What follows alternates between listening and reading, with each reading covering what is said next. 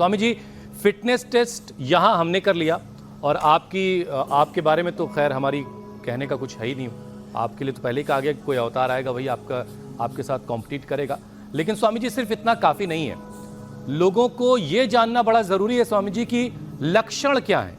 गठिया अगर किसी को शुरू हो रहा है तो क्या लक्षण क्या होता है? कहीं दर्द हो रहा है, इन्फ्लेमेशन बढ़ गया है, या शुरुआती लक्षण क्या? बिल्कुल शुरुआती लक्षण। ब्लड टेस्ट तो एक लक्षण है कि उसमें देखो, ब्लड टेस्ट तो जिसमें RA, CRP, NA, AVN, HLB 27 आदि, यूरिक एसिड आदि, इनसे पता लगता है कि कुछ गड़बड़ है। सबसे पहला लक्षण आता है कहीं पर भी ये जोड़ों में दर्द होना, छोटी अंगुली में सबसे पहले होता है। छोटी अंगुली से लेकर के फिर बाकी अंगुलियों में दर्द, फिर हल्का सा टेढ़ापन, फिर ये जो गांठें हैं यहाँ सूजन, जिसको अंग्रेजी में इन्फ्लेमेशन या स्वेलिंग बोलते हैं, सोथ बोलते हैं आयुर्वेद में।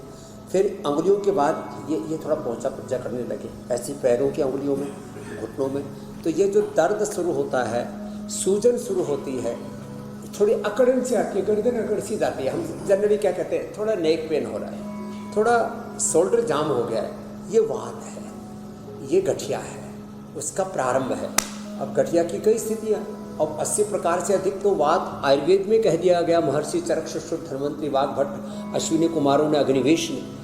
और अब इसका विस्तार हम जो देख रहे हैं, ये वात रोगों का विस्तार, मैंने कहा सारे जितने भी ऑटोमेन डिजीज़ हैं, अब तो अर्थराइटिस को ऑटोमेन डिजीज़ की श्रेणी में माना ही लिया है। और इसलिए मैंने कहा था इसी का विस्तार है SLE, MS, MND और पार्किंसंस, अल्जाइमर, डिमेंशिया। फिर मन बहुत चंचल, अशांत रहता है।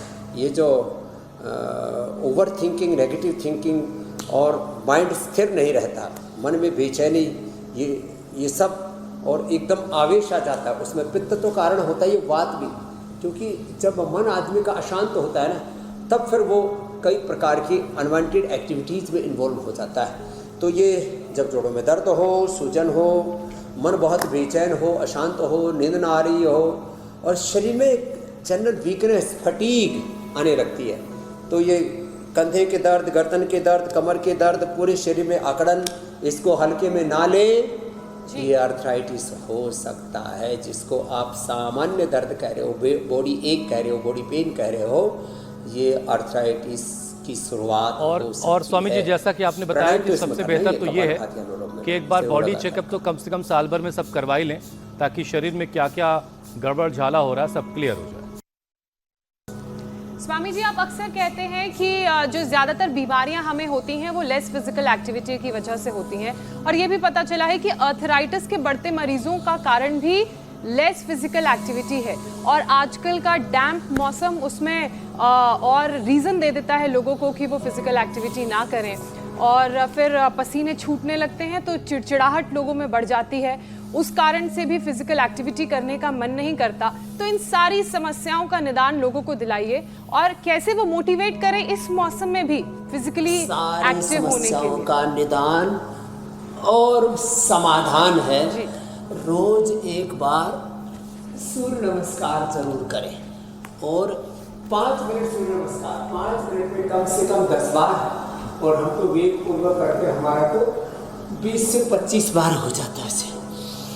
तो less physical activity is the main cause of all disease है। तो proper physical activities, proper yoga, proper Surya Namaskar, this is the solution of all diseases. तो ऐसे ये 10 बार सूर्य नमस्कार अवश्य करें, और फिर ताड़ासन, तिर्यक ताड़ासन, ये भी बड़े अच्छे हैं। कम से कम ये 2 अभ्यास तो सबको करने ही चाहिए। ये तो हमारी दिनचर्या का हिस्सा है एक तरह से। ये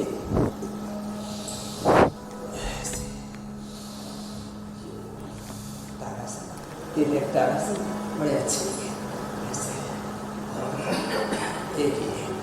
और एक बात और बताने वाला हूँ, बहुत महत्वपूर्ण। ताड़ासन, तिर्यक ताड़ासन, चक्रासन के 2 अभ्यास, और देखो 2 आसन जो बचपन से करेंगे तो जिंदगी में कभी वात रोग नहीं होगा। एक है गरुड़ासन, हाथ ऐसे फैला करके, थोड़ा ऐसे झुक करके ऐसे भी कर सकते हैं, थोड़ा बैलेंस है तो और नहीं है इतना बैलेंस तो फिर ऐसे भी कर सकते हैं, ऐसे ऐसे,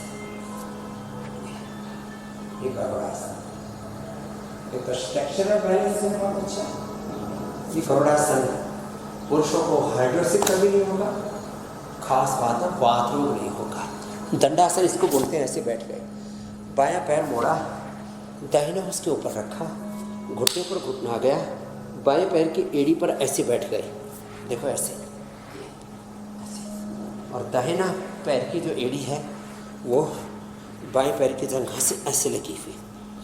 गोमुखासन ये वात रोगों के लिए परम औषधि संजीवनी रामबाण ब्रह्मास्त्र है। बाएं पैर नीचे, दाहिना ऊपर, और फिर ऐसे, ये गैस बन रही हो, शरीर में फाइब्रोमाइल्जिया हो, सर्वाइकल स्प्लाइटिस हो, गठिया का रोग हो, हाइड्रोसिल हो और स्ट्रक्चरल इम्बैलेंस हो, लो ऐसे। किसी को गैस बन रही हो ना, कई बार गैस का इतना तीव्र वेग होता है हार्ट अटैक तक आ जाता है, किसी के सांस फूलने लग जाते हैं, दम घुट जाता है, ऐसा लगेगा मरेगा मरेगा। ये गोमुखासन बहुत ही ज़बरदस्त है। स्वामी जी, गठिया की जब भी बात होती है ना, तो एक सवाल सबके जहन में ये भी होता है कि ये बीमारी तो दादा बाबा ताऊ जी वाली बीमारी थी, ये हमारे नौजवानों को क्यों इतनी होने लगी है? आपने बहुत सारे कारण बताए, लक्षण क्या होंगे वो भी आपने बता दिए, लेकिन ये युवा पीढ़ी कैसे इसके गिरफ्त में आ रही है? जेनेटिक रीजन भी है इसके अंदर। जेनेटिकली जिनके परिवार में देखो त्रिदोष, वो कोई भी एक हमारी प्रधान प्रकृति होती है। एक बोली जी मेरे को बीमारी तो है गठिया की और प्रकृति है पित्त की, माने जोड़ों में तो दर्द है और एसिडिटी भी बनती है, बहुत गर्मी रहती है शरीर में। तो एक होती है हमारी मूल प्रकृति। यद्यपि हमारी मूल प्रकृति, मूल स्वभाव आरोग्य है, योग है, स्वास्थ्य हमारा जन्मसिद्ध अधिकार है,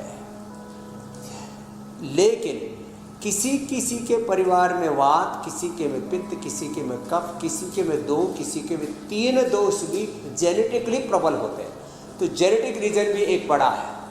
और जो फिजिकल एक्टिविटीज़ की कमी जो आपने कही, उसके साथ ना पोषक आहार पूरा न मिलना, ये भी vitamin D, B12, calcium, iron, omega, protein आदि की डेफिशिएंसी, ये भी कारण हो जाता है अर्थराइटिस का। तो ठीक है स्वामी जी, आहार का कुपोषण, मेलन्यूट्रिशन और जेनेटिक कारण से भी अर्थराइटिस हो सकता है, लेकिन निवारण सबका योग